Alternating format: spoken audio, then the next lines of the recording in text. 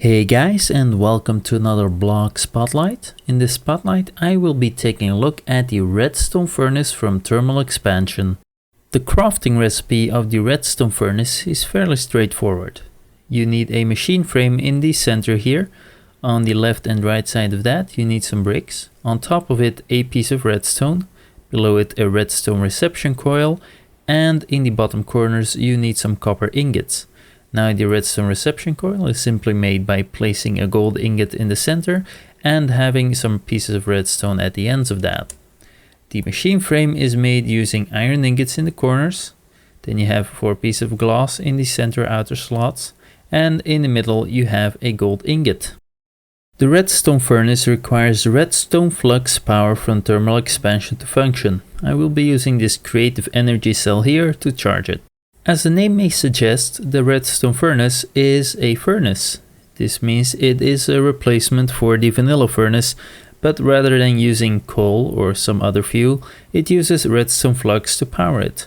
Now on the left here in the user interface you have a slot for inputting some sort of battery.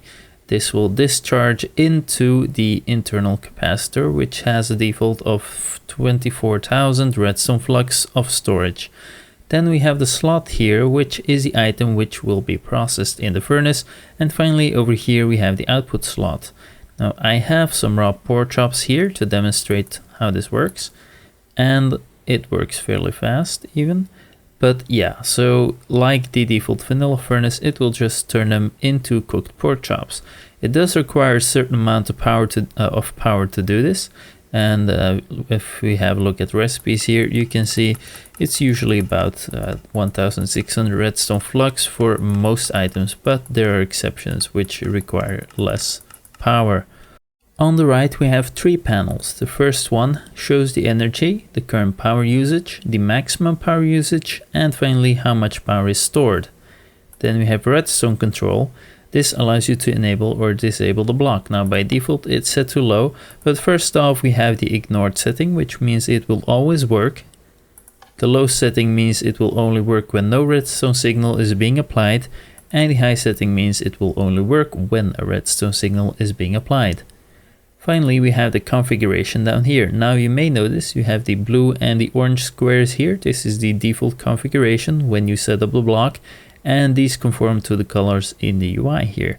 Now essentially the blue slots allow you to input into the input slot right here.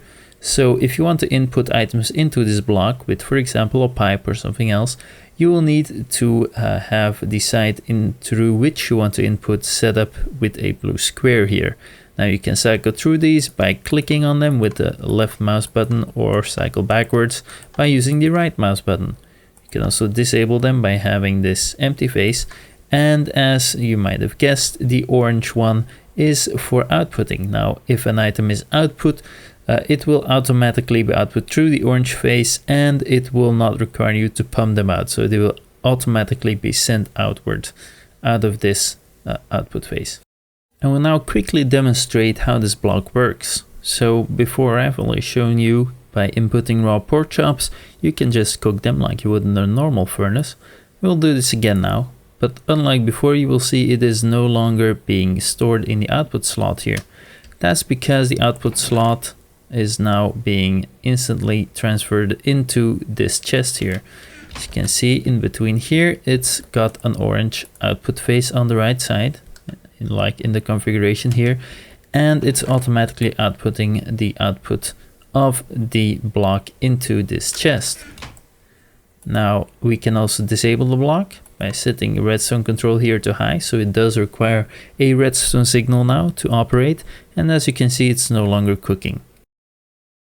So that's essentially how this block works. The last thing I'd like to show is that you can remove a redstone furnace using a crescent hammer. You just hold the shift key and right click it with the crescent hammer, and like most thermal expansion blocks it will simply pop off, so you don't need to use a pickaxe.